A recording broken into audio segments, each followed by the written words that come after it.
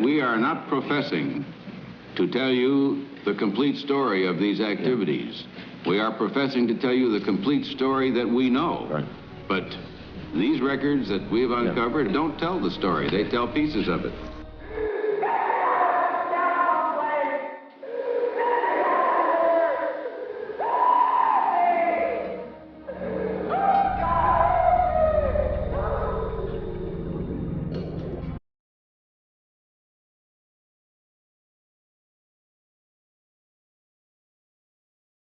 I look at mind control as kind of a more general, informal level of mind control, and then what I call psychiatric mind control.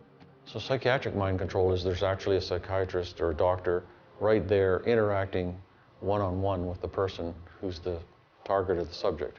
The more kind of general global mind control just works by control of the media, of information, disinformation, propaganda, and I think our culture basically is run like that. It's very pervasive. The basic gist of behaviorism is Pavlov's dog experiment, where you have the dog that eats its meal and it salivates when you put the meat out.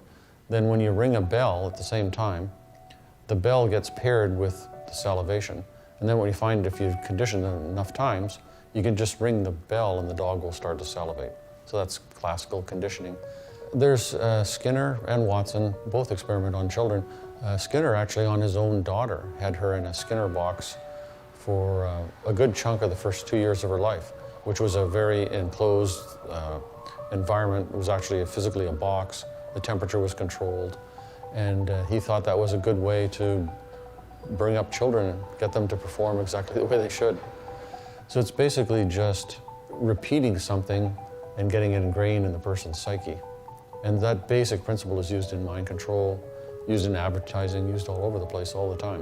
When you look at the techniques that are used in mind control, a lot of them are pretty low tech, like sensory deprivation, sensory isolation, food deprivation, kind of good cop, bad cop interrogation techniques.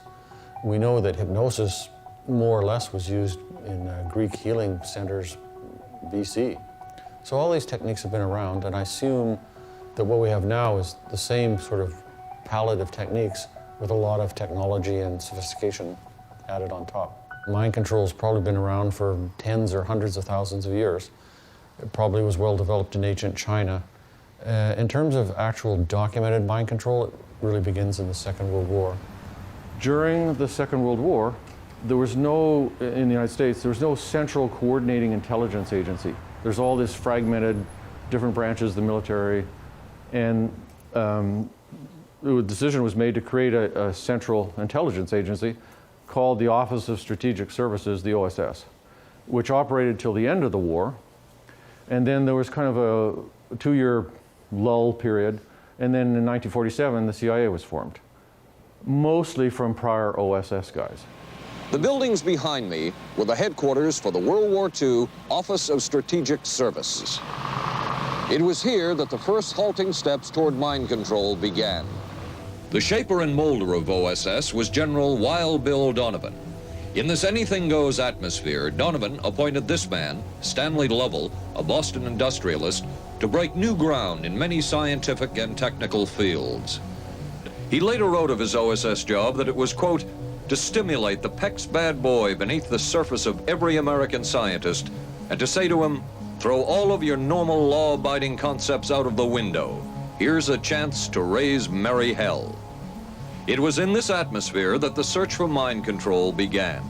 It was the Cold War, and especially the trial of Joseph Cardinal Mindszenty, who was forced to testify in a Hungarian court that he was a spy. And then later, the Korean War, with the coerced and mainly fraudulent confessions of American servicemen. My germination took place on the... that would spark intense interest in intelligence circles about brainwashing. In this setting, you can get people to do most anything, do you see? Because you don't have to lay a handle. And by the time you get through and you go up before the judge, the fellow says, were you a spy? He says, yes, I was a spy. The Chinese never really had this kind of a state police system. They would get him in, and all this fellow does is ask you to write, rewrite, and talk to him about your whole life. Graduated from pilot training in 1949. While the purpose of the study was to find out about communist brainwashing techniques, CIA documents show that the agency was interested in developing mind control methods of its own to precondition and control Chinese living in this country to be sent back to their homeland as CIA agents. The documentation on G.H. Estabrooks, who was a contractor during the Second World War, proves that active mind control experimentation was already going on in the 1941 to 1945 time frame.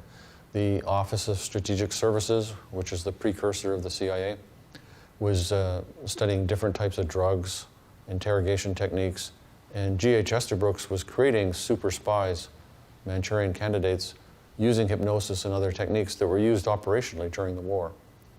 And the OSS then was shut down at the end of the war, and most of the personnel then became the new CIA in 1947. And the CIA's programs begin in 1950 and run forward to 1973. And then after 1973, everything is classified. The man who would oversee the CIA's research into drugs and most of the agency's behavior programs is this man, Dr. Sidney Gottlieb, a chemist. He retired in 1973 and destroyed the records of this work. In sort of a valedictory letter, Dr. Gottlieb wrote that he and his colleagues had been able to maintain contact with the leading edge of developments in the field of biological and chemical control of human behavior. Dr. Gottlieb also testified before the Senate subcommittee, but from an anteroom where he could not be filmed. Qualifications would be the subject selected to produce the kind of behavior that you wish, the amount of time, the procedures that are utilized, and the motivations of the people who are designing, executing, and administering the procedures. You're asking whether an individual can be, under hypnosis, influenced, coerced, persuaded, shaped to perform an antisocial act, or a destructive act, or an act of violence. My answer would be yes. This term Jekyll-Hyde personality is used repeatedly by G.H. Estabrooks. He, at various times, did seminars on military uses of hypnosis and creating the super spy on a variety of different military bases. In 1943, in his textbook Hypnotism, and as late as 1971 in an article in a magazine called Science Digest, he describes creating Manchurian candidates, which is artificial multiple personality, just like the Bourne identity, during the Second World War for operational use on contract to the Army. He would create, there's Jones A as the original guy, then he would create Jones B, which he called a Jekyll-Hyde personality. So he used this phrase Jekyll-Hyde personality quite a lot. And an example of an operation would be Jones is called in to see this colonel, and the colonel has been told what the hypnotically implanted code word is. It's "the moon is clear." So this guy comes in, he thinks that he's being sent to Tokyo on a routine, unclassified courier assignment. He's given the assignment, and then the military guy in Washington goes, "The moon is clear." Jones B comes out, the military guy in Washington gives him the classified information, flips him back to his regular self. He flies over to Tokyo. The colonel at the far end says, "Oh, hi, nice to meet you, thank you." That's the above board assignment. The guy at the far end says, "The moon is clear." Out comes Jones B, gives him the information, the response is inserted, back he goes. And he describes these guys having complete amnesia for the operation and being used operationally in a variety of settings during the Second World War. The typical way that you hypnotize somebody is you either, you don't actually usually use the swinging wristwatch anymore, but you use kind of relaxation, close your eyes, feet are getting warm, all the way up your legs, hands, whole body's getting warm and relaxed. You're going into a deep, deep sleep. And you're basically getting the person to narrow their attention and focus on you and heighten their suggestibility so that they'll comply with the things you're doing. And you can use hypnosis in a kind of direct, obvious way, where, hello, I'm going to hypnotize you, here's what I'm going to do. Or you can also do it in a kind of indirect, more tricky way the person barely notices. The whole purpose is to focus awareness, put distractions out of your mind, and be more open to suggestions. These mind control programs for creating Manchurian candidates don't just use hypnosis or just LSD or just interrogation techniques. It's a whole lot of different techniques brought to bear for long periods of time. There are experiments in the literature showing, including the CIA documents, showing that you can condition somebody hypnotically and get them to fire a pistol at somebody, believing that the pistol is loaded, and then have no memory for having done that. I don't think it's really about getting people to do what they wouldn't ordinarily do as a spy or as a soldier. It's more about if they're captured and interrogated, it's all hidden behind an amnesia barrier. It's about protecting the assignment. There's specific experiments going back to the Second World War and in the CIA documents in the 50s and 60s to create amnesia. That is, somebody will go in, take papers off of somebody, go in, steal documents, deliver a message, drop off a briefcase. There's a whole bunch of different tasks under hypnotic control and then have no memory afterwards. The Manchurian Candidate, which is the artificial multiple personality, is kind of like the super version of that, where it's not just simple amnesia.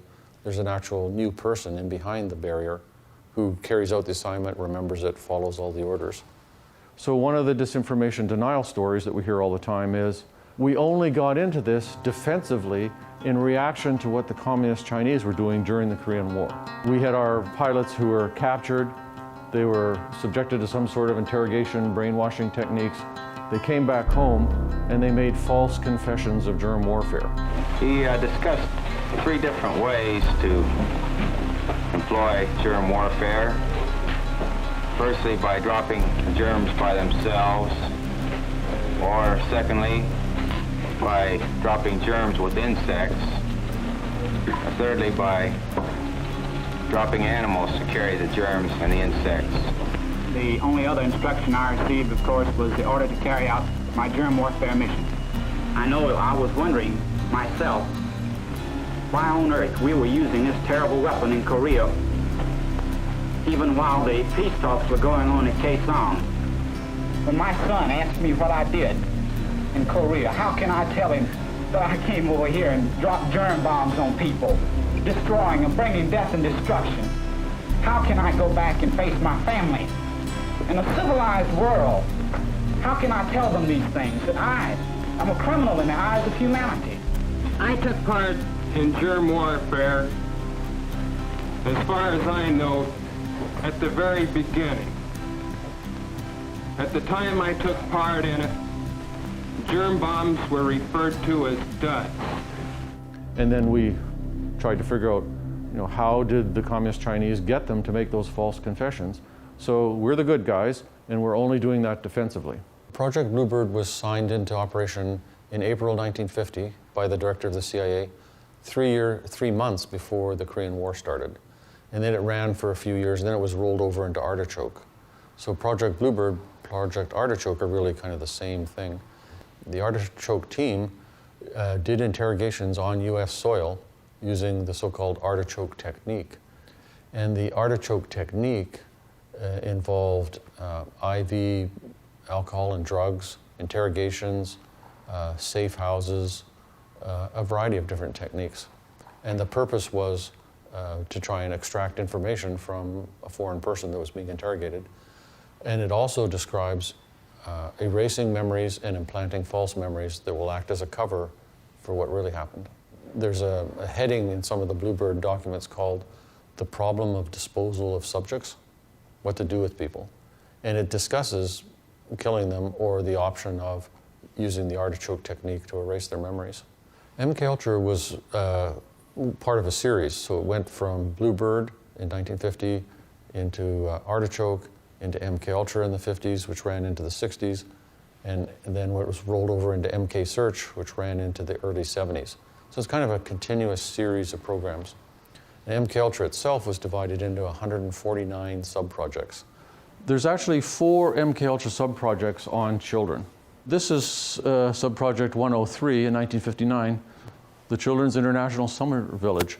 The investigator got money through Human Ecology or one of the other front organizations. I think it was Human Ecology. And apparently legitimately didn't know it was CIA money. All these kids are brought there to be at a summer camp. And the academic was studying how kids communicate when they don't share a common language. That was the project. The purpose of the project is to establish a relationship with young foreign nationals who may be of future interest to the agency. In 1938, Dr. Albert Hoffman in Switzerland was looking for new drugs in the treatment of migraine headaches. He had been studying substances that came from the molds that grow on rye plants. Now, it turned out that these substances were of no use in the treatment of migraine headaches, but subsequent investigation showed that they are very fascinating indeed in the changes that they produce in our mental state. LSD was invented kind of by accident in the early 1940s at Sandoz Labs in Switzerland. Albert Hoffman was the chemist who kind of stumbled on it and ingested some and went on an LSD trip. The Navy appears to have started LSD experimentation in the late 40s. The CIA got into it starting in 1950. And there was a lot of excitement amongst the contractor doctors for civilian therapy use of LSD, that is actually a therapeutic tool. I give the CIA a total credit for sponsoring and initiating the entire consciousness movement, counterculture events of the 1960s. Dr. Timothy Leary, the 1960s Johnny Appleseed of LSD. The CIA funded and supported and encouraged hundreds of young psychiatrists to experiment with this drug. The fallout from that was that the young psychologists began taking it themselves, discovering that it was an intelligence-enhancing, consciousness-raising experience. The CIA's interest in LSD was intense. The worry was that the Russians would get hold of it. Were the Soviets into LSD? I'm going to have to say I'm sure they were, but if you ask me to prove it, I've never seen any direct proof of it. But at one point, intelligence information received from Switzerland said that Sandoz Laboratories was about to put 100 million doses of LSD on the open market. And it caused enough concern within the agency that the United States was prepared to buy the entire supply. The CIA was concerned that the Soviet was going to buy up the entire world's supply of LSD from Sandoz Pharmaceuticals, which they wanted for their own mind control experimentation and interrogation.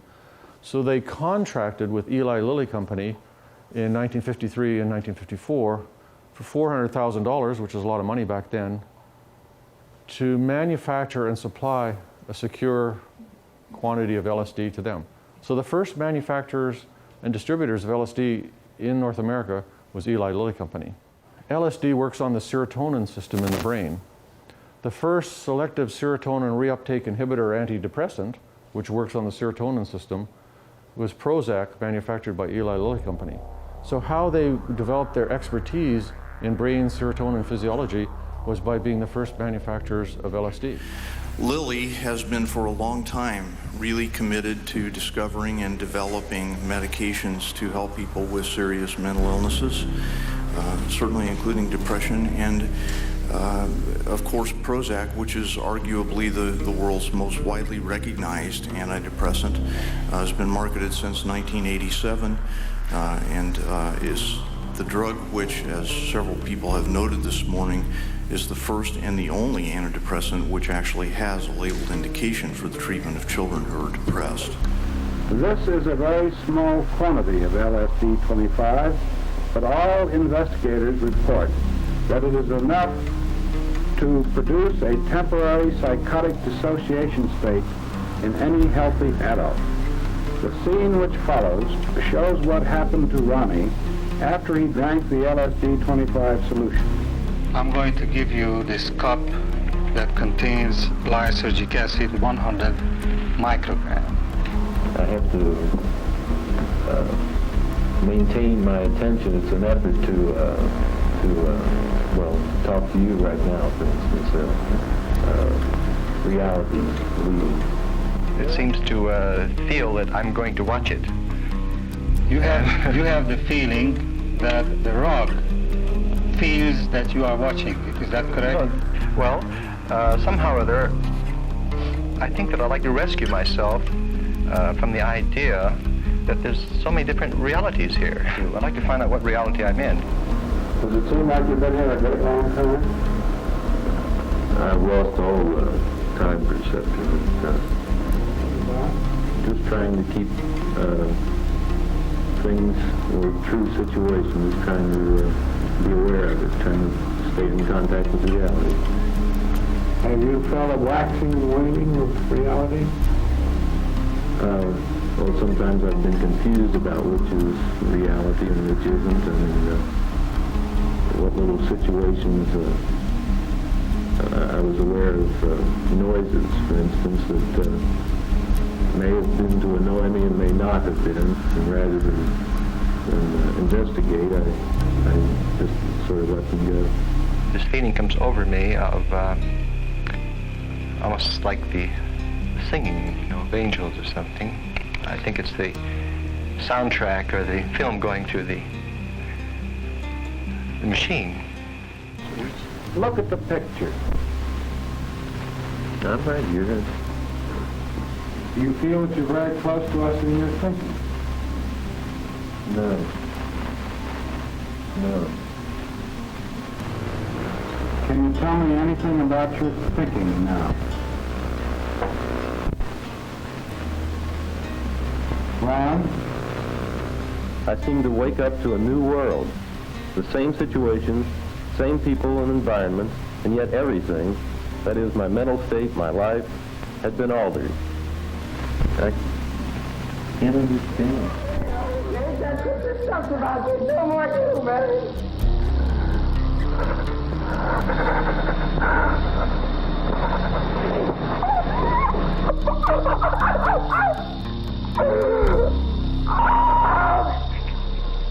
God, no! No! Get me out of this terrible place! Get me out of here! Help me! Oh, God, help me! We are continuing our experimental work with hallucinogenic drugs, such as mescaline, cannabis, adrenochrome, etc. The CIA and the Army and the other branches of the military all kind of operate as a group with a lot of cross-communication. So they developed a series of drugs, one of which is called BZ, which is a kind of super LSD where you go on a trip for about 4 days. In the mid-70s at Senate committee hearings, the General Counsel for the Army released a list of about 125 drugs that the Army had tested for mind control. The Army Chemical Corps next provided the opportunity for exploration of the nervous system with more powerful substances, both in the laboratories and in the field, and for the realization of a strong desire to reversibly reproduce and control derangements at the highest integrative levels, including the mind. A lot of these LSD and other experiments were funded jointly by the CIA, by the Public Health Service, and by the Masons, basically, through the Scottish Rite Foundation. The cutout organizations, the front organizations are called cutouts. The Human Ecology Foundation, which was one of the front organizations through which the CIA funneled money to other investigators who often legitimately didn't know it was CIA money. Well, they were people at obscure institutions like Cornell, McGill, MIT, Johns Hopkins, Columbia, Princeton, Stanford. So these experiments at top secret clearance level were done at basically all the major teaching institutions in the United States. Other Army experiments continued on mental patients around the country. Work done at the Tulane Medical Center in New Orleans involved several drugs, hallucinogenics, and electrodes implanted in the brain. The chief researcher was Dr. Russell Monroe, now head of the psychiatry department at the University of Maryland. Was this patient aware that she was being given LSD? Yes, I mean, they were told that they would be given some medication, and they should have specifically LSD? Well, we told them, I don't think that they would have even known what LSD was then at the time. They were told that they were going to they would be given some medications which might make them feel worse. They were looking for an incapacitating agent. An agent that would not harm the person permanently, but would incapacitate them temporarily. That seemed like a humanistic way to wage a war, if war is necessary. Back in the days when I first came here, there was a famous therapy program that operated in Oak Ridge for over a decade. And this program specifically targeted and tried to help serious mentally disordered offenders, people who'd done very serious and terrible crimes. The goal of the program was to try to help these people understand their own behavior, their own motivations, their own background, in an attempt to try to help them avoid that kind of violent behavior in the future. And it was a very radical program in the sense that it used techniques that had not really ever been tried before. The program, for example, used a lot of what we called in those days defense-disrupting therapies. This defense-disrupting therapy, for example, would have people involved in these very long-term group therapy sessions. They might last, 48 hours, with people not sleeping. The idea, of course, here was that by depriving people of sleep for these kinds of periods of time, their defenses and their masks, if you want, would be lowered, and people would be able to reveal and understand each other's deeper inner selves. They also used some defense-disrupting drugs, most famously LSD, but more commonly they used things like scopolamine or even alcohol to try to get this mask or this outer self peeled away so that the participants in the program would be able to more clearly understand themselves and each other. It was quite fascinating to me and to my colleagues that this program had been going on for such a long time, was so highly regarded, and it was still going on when I first came here in the 70s. By far, the most chilling experiments we have uncovered took place at this Gothic estate called Ravenscrag, halfway up Mount Royal in Montreal. It houses the Allen Memorial Institute of Psychiatry of McGill University. It was here that the CIA funded a series of experiments, severe experiments. The work was done by the Institute's then director, Dr. Ewen Cameron. It is the closest experimentation to brainwashing yet disclosed. His work, unprecedented in psychiatry, consisted of 3 areas which he called sleep therapy, psychic driving, and the ultimate depatterning. In his psychic driving, so-called type of therapy, he would give the patient intensive electric treatment in order to make the patient regress deeply, become forgetful, and then he would attempt to implant new ideas in the mind of the patient. Now, to a layman, it would appear that Dr. Cameron was trying to take the slate and wipe it clean, the slate being the mind. In other words, brainwashing. Exactly, that's a very good comparison. Brainwashing. Yes. The next step was what he called psychic driving. This involved almost endless tape-recorded messages and more drugs for the patient. Cameron wrote that this was the way to make direct controlled changes in personality. The most severe technique Cameron used was depatterning. He described it as breaking up the existing patterns of behavior by means of intensive electroshock therapy with prolonged periods of sleep. He carried out these experiments in something he called the sleep rooms. Cameron used this combined sleep electroshock treatment on patients as long as 30 days. One patient he kept asleep for 65 days. Ewen Cameron at McGill, who was a direct MKUltra contractor, who basically erased people's memories and identities with massive amounts of electric shock, and then played thousands of times over tape loops to try and build up a new personality. And he was successful in the sense that in documented cases where I have the medical records, a person has complete amnesia for age 25 back to birth, and it was all totally wiped out on contract to either the CIA or the Canadian government on purpose at McGill in our lifetimes. 9 people sued the CIA for the experimentation done on them in McGill by Ewen Cameron under funding from the CIA, and the CIA settled out of court. Normally, when you do ECT, you push the button and there's a zzz, electricity goes through your brain, and that's it. That's one dose of ECT. In the Page-Russell technique, the button is pushed 6 times. There's 6 times the energy. So this is the equivalent of over 600 electric shock treatments delivered between May and September. And Ewen Cameron published this in mainstream leading journals, and he called it depatterning. It's totally business as usual, nothing out of the ordinary going on. And it'll say, blood pressure such and such, patient incompetent of stool and feces, patient disoriented times 3, which means she doesn't know who she is, she doesn't know where she is, and she doesn't know what the year is because she's been depatterned. She literally couldn't control her bowels or bladder, didn't know her own name, didn't recognize her husband or her children, wiped out. Because the idea is you're trying to wipe out that old mental illness, and then after you've done the depatterning, you want to create a new personality. And the way we did that was psychic driving. Psychic driving involved playing tape loops for hours and hours and hours and hours and hours, either in the doctor's voice or the patient's voice, saying, you love your mother, or you're a good citizen, or whatever it might be. And there would be weeks of barbiturate and other medication-induced sleep. And sometimes he would throw in some hallucinogens. This was just a guy trying to learn how to help patients. Except it was funded by the CIA.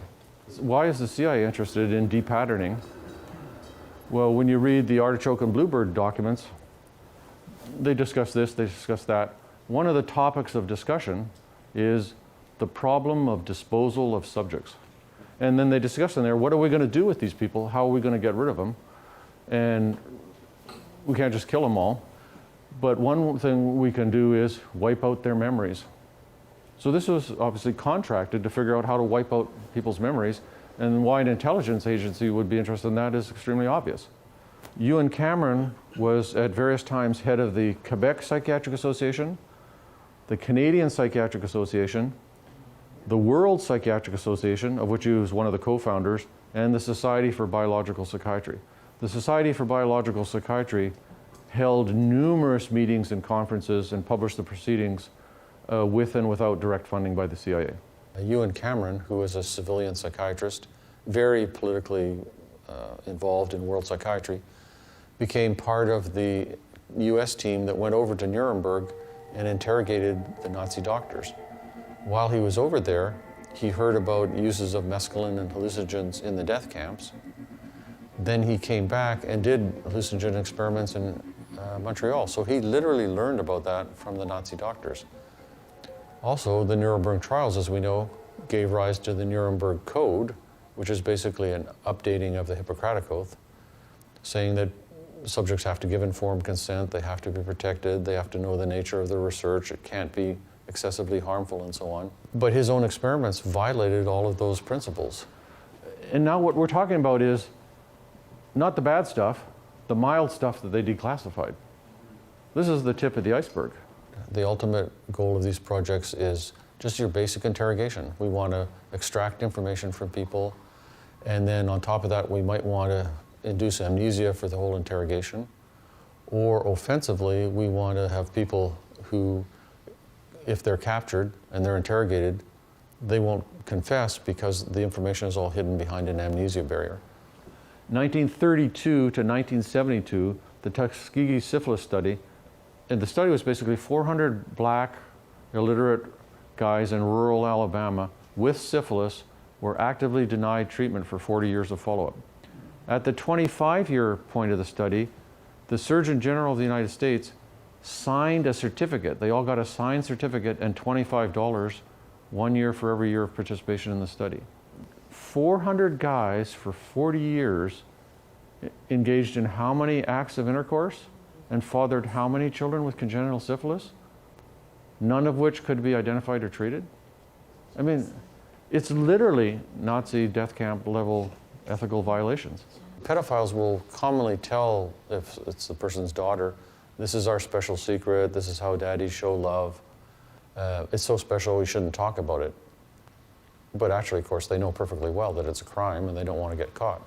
So it's the same thing with the CIA doctors. They know that it's so outrageous to say, hi, I'm being funded by the CIA. They're trying to figure out how to interrogate people and wipe out memories. Would you mind participating in an experiment where I can help teach the CIA how to do that? It'll never get approved by the ethics committee. No patient will ever consent to it. So they have to consciously, deliberately cover it up. The effort to cover it up is just kind of saying, oh, it's a funny coincidence, reporting it in the mainstream media. Everybody kind of goes, well, that's good, what's on TV tonight? And it just kind of passes by. And that's kind of the way the cover-up of all this mind control experimentation worked. It's not that it didn't happen, it was published in all these mainstream journals. And at the bottom of the papers, it often says, funded by Department of the Army, funded by U.S. Office of Naval Research, funded by Air Force Office of Scientific Research. It never says funded by the Central Intelligence Agency. But we know that just from reading the journals that it's military funded at a minimum. And I think that the mainstream media is just more and more and more and more of a propaganda arm and less and less and less independent all the time. 80%, in Gallup surveys, 80% of people in the United States do not believe that Lee Harvey Oswald acted alone. So only 20% of people have bought that story. I mean, we just live in a whole culture of fake stories. A woman comes to the emergency department claiming that her boss at her university made her sit in a room entirely lined with leaves and gave her a bunch of LSD, and she's had a bad trip and now she's in the emergency department. This is the Ames Leaf Room, called the Ames Leaf Room because it was designed by Dr. Ames on contract to the Office of Naval Research. It's basically a box that's got leaves glued to all the walls, and it's open at this end. You can look into it. The subject is sitting in the Ames Leaf Room, and he's got two knobs that he can move to adjust that white bar that's at the far end of the room. And he's got it adjusted so it appears to be perfectly horizontal to him.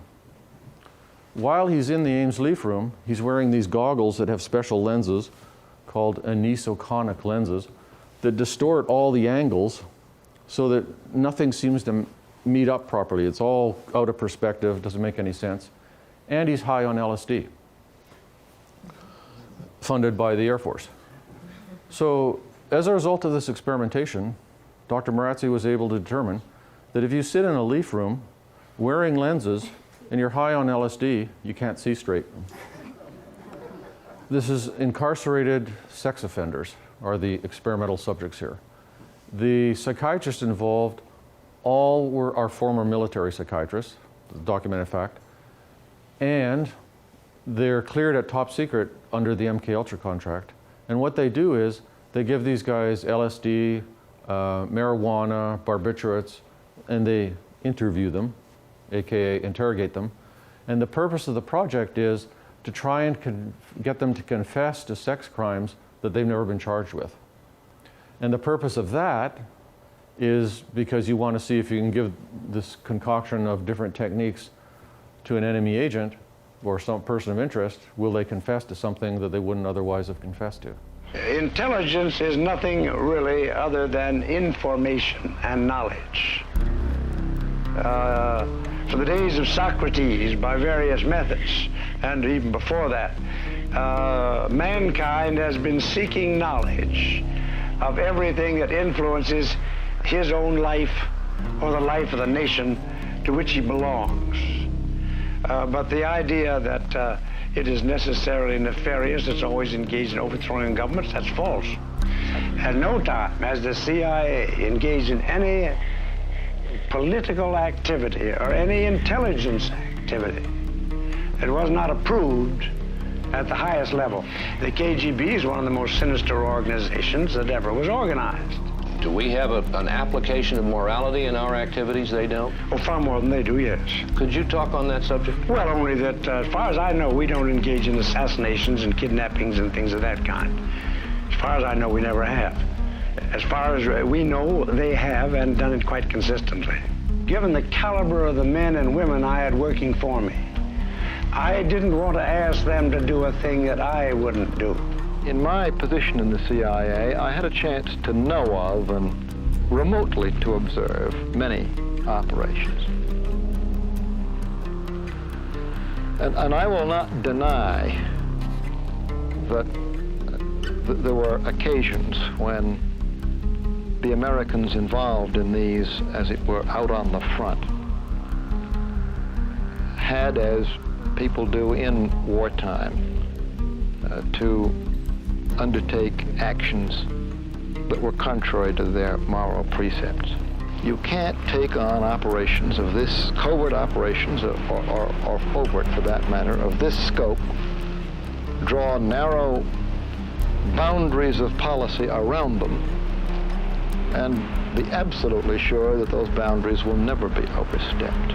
I can assure you that the CIA, when I was there as director, and I'm quite sure it's the same with Mr. McCone, has given these committees full information about what it's doing, how it's spending its money, and how it operates. We've had some statements from those who are supposed to receive this testimony that they really don't know and don't want to know what the CIA is doing. When I appeared before them again and again, I've been stopped by members of the Congress and said, we don't want to hear about that. We might talk in our sleep. Don't tell us this. What in the world were they looking for with the magic mushrooms? I think the best answer to that is that they were looking for fundamental information on compounds that would be capable of causing changes in behavior, changes in mental attitude. Did you ever consider what would have happened if any of these substances were given to, say, unwitting people? Oh, I don't remember having considered that specifically. What if you... I trust perhaps you've thought about it. Well, I haven't worried about it. I guess I must seem very, very cold-blooded about this, but I don't recall ever having been very much preoccupied with that issue. The best-known case is that of this man, Frank Olson, a chemist employed by the Army Chemical Corps, who in 1953 was slipped LSD unknowingly at a meeting with CIA officials. Shortly after that, Olson went into severe depression. He ended his life at this New York hotel by diving through a shaded closed window in his 10th floor room. Frank Olson was the first known fatality in the CIA's LSD program. Frank Olson was working at Fort Detrick, which is the basically chemical warfare center of the Army, where Amadeo Marazzi worked, who was the Ames Leaf Room guy. And he was directly involved in LSD and other experiments. It looks like he was just about on the edge of becoming a whistleblower. And so he went to a party attended by Sidney Gottlieb, who was the head of MKUltra, who ran MKUltra, where he was slipped a dose of LSD and some Cointreau liqueur, went on a bad trip, came home, was all bent out of shape, was taken to see this guy Lashbrook, who's an allergist in Washington, who just happens to be a CIA contractor and LSD expert on the side. And they try and kind of help him out, and then he jumps out the window of the Statler Hotel from the 10th or 12th floor, dies. But actually, it's entirely a cover story. It's almost virtually for certain he was pushed. Frank Olson's family read this, said, wait a minute, that's our dad. We didn't know this is tied into LSD experimentation. They got on the government, and Carter personally met with them and gave them like $750,000 settlement. Frank Olson's suicide slowed down the CIA's testing of LSD and other drugs, but only momentarily. The CIA was not the only government agency interested in the possibilities LSD and other drugs presented for mind control. The Army Chemical Corps first started working with the CIA and then branched off on its own. It too tested drugs on unwitting victims, and a death would result. The case of this man, Harold Blower, a tennis pro, seen here with his daughter Elizabeth, is well known. In 1953, Blower was a private patient at the New York State Psychiatric Institute. He was given 5 injections of a mescaline derivative that was being tested secretly for the Army Chemical Corps. With the 5th injection, Harold Blower died. As with the Olson case, a 22-year cover-up followed, until finally the Army admitted the real details of Blower's death. Thornwell was an Army private stationed in Orléans, France. Classified documents were missing from his unit. Thornwell became a suspect. His 2.5-month interrogation included administration of sodium pentothal, hypnosis, isolation, and deprivation of sleep. Despite this severe questioning, Army intelligence was getting nowhere with Thornwell, and it was decided to slip him LSD. For 16 years, Thornwell never knew what had hit him. Tell me about the acid. I'd rather not. It's a bad trip. It's a bad trip. That was a bad trip. The pain was so excruciating, felt like somebody was sticking me with 1,000,000 pins. You know, just everywhere. Oh, it just... Oh.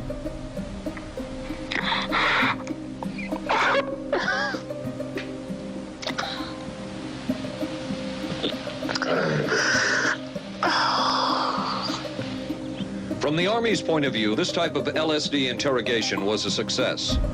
Other documents refer to the exploitability of interrogation subjects, cracking them, keeping them off balance mentally, and providing an economical, speedy, and productive aid to interrogation. This bizarre man would be an active participant in that search over the next 2 decades. His name is George White, an OSS captain who had formerly been with the Bureau of Narcotics.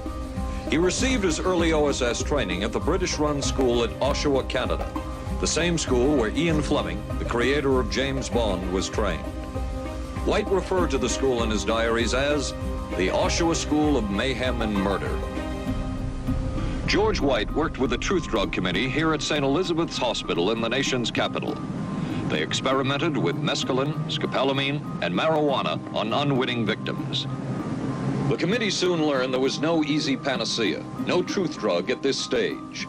But White and later colleagues would not stop trying. The goal remained the same. As this 1952 CIA memo says, the aim is controlling an individual to the point where he will do our bidding against his will, and even against such fundamental laws of nature as self-preservation. White set up so-called safe houses for the CIA in New York, here in Greenwich Village, and later in San Francisco, in this hotel, and in an apartment atop Telegraph Hill with a commanding view of San Francisco Bay. While the existence of these safe houses was disclosed last year, details of what took place within them has not been told. A former CIA official who worked in the safe houses reveals that they were used not only for drug testing, but to study sexual behavior and how it could be used to manipulate people.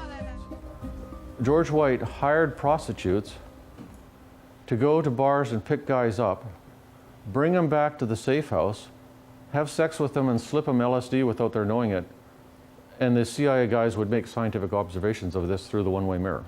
And it says in the documents, the purpose of this is to study the effects of an unwitting dose of LSD under conditions that mimic a field interrogation. Just down at the bottom it says, it's a lot more difficult than you would think to create these Jekyll-Hyde personalities. So Jekyll-Hyde personalities equals multiple personality equals the Manchurian Candidate.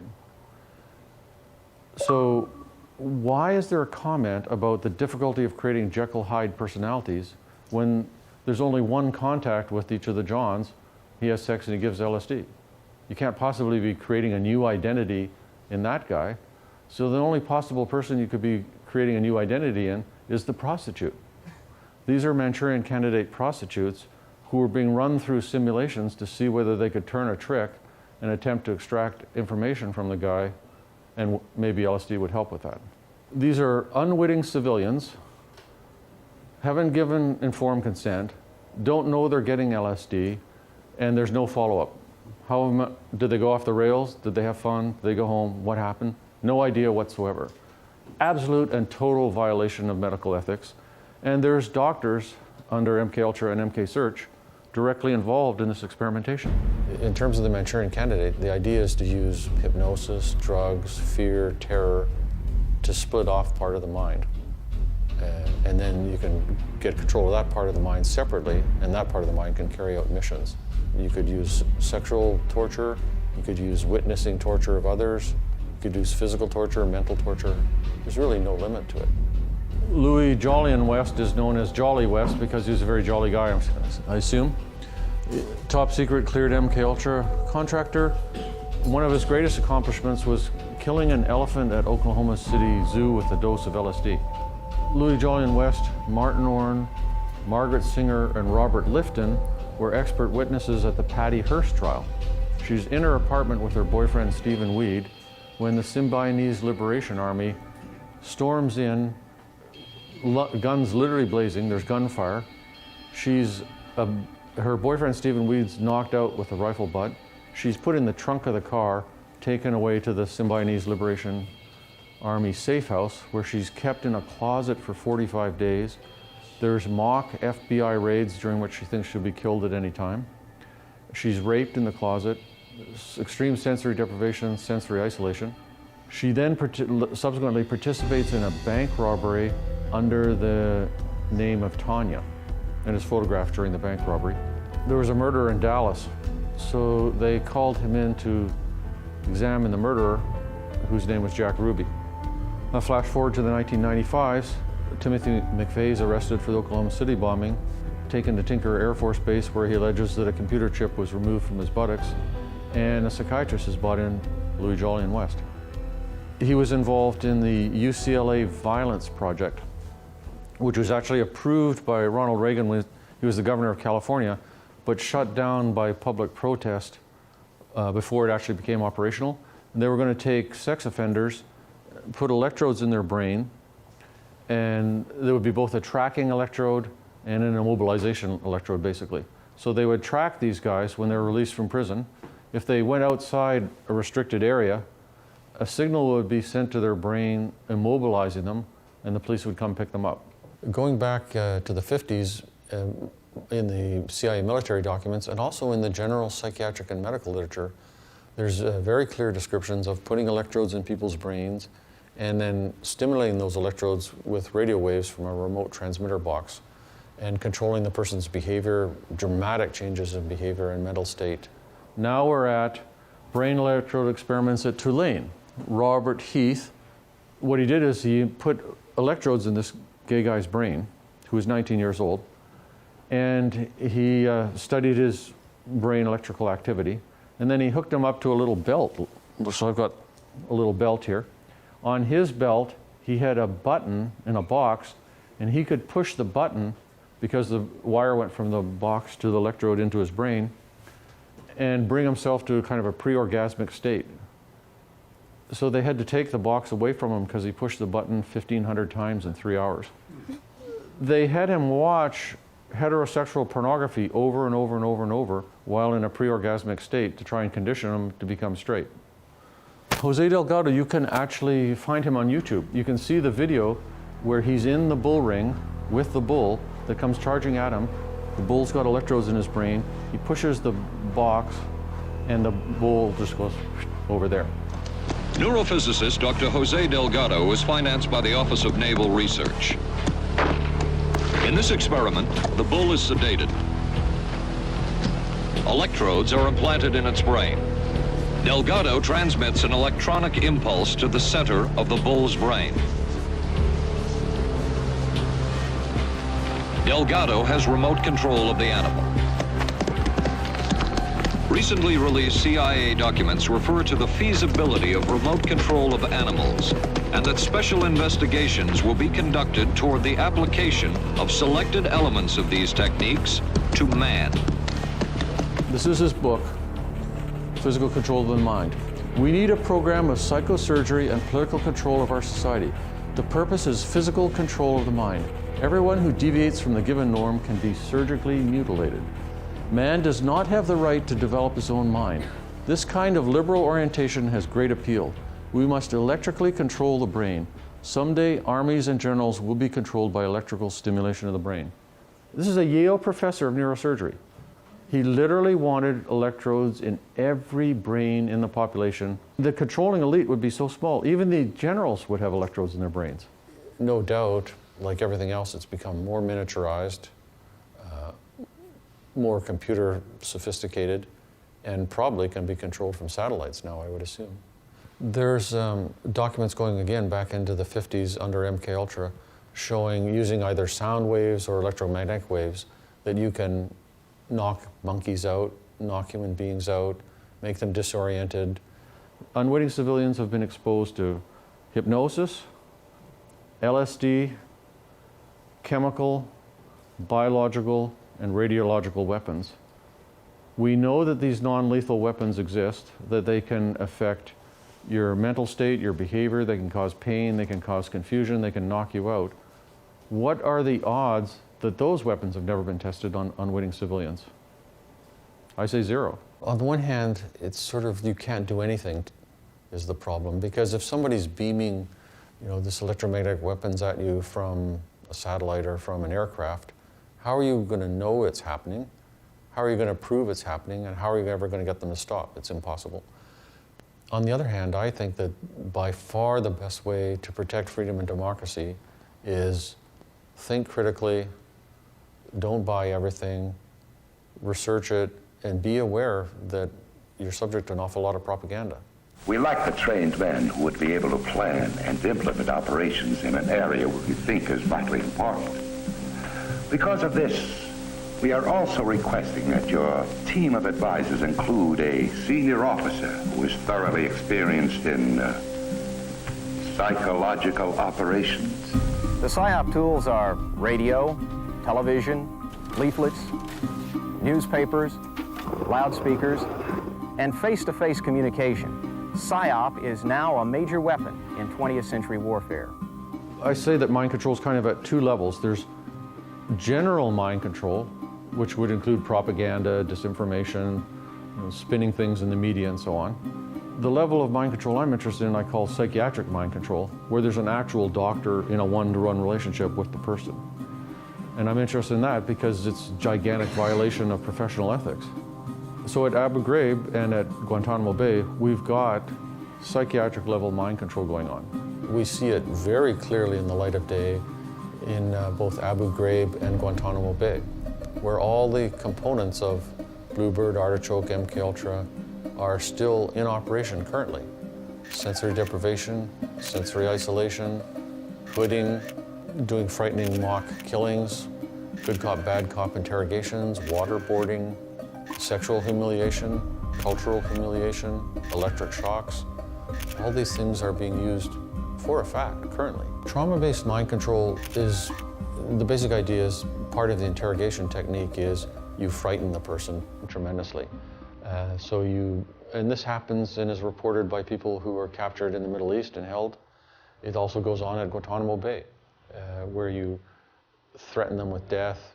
You're going to execute them now. You take them out to be shot, but the guns never go off. There's behavioral science consultation teams at Guantanamo Bay that are psychologists who go in there and run the interrogation programs, run the psychological part of it. And there's physicians consulting to this because you don't want to push the guy, unless you do want him to die, you don't want to push him too far because he might die. And the techniques that we know are used are hooding, sitting in very stressful positions like crouched down against the wall for prolonged periods, sensory deprivation, sensory isolation, some degree of beatings, waterboarding. We know that there's sexual humiliation, there's humiliating their culture, the Quran and their religious beliefs. There's forcing them to do sexual acts with each other. Female military officers come in and come on to them sexually, aggravate them sexually. These are the techniques of mind control. There's not just one thing that you do. I've heard many people say they were in Monarch, and I filed Freedom of Information Act requests with all the branches of the military, Defense Intelligence Agency, CIA, and all of them said they had nothing on Project Monarch. I've met both Mark Phillips and Kathy O'Brien, and they're both extremely pleasant people. They seem very genuine. I don't think they're making things up. It's not some kind of a publicity scam at all. Whether every single detail of her story is actually historically accurate, I'd say somewhat doubtful.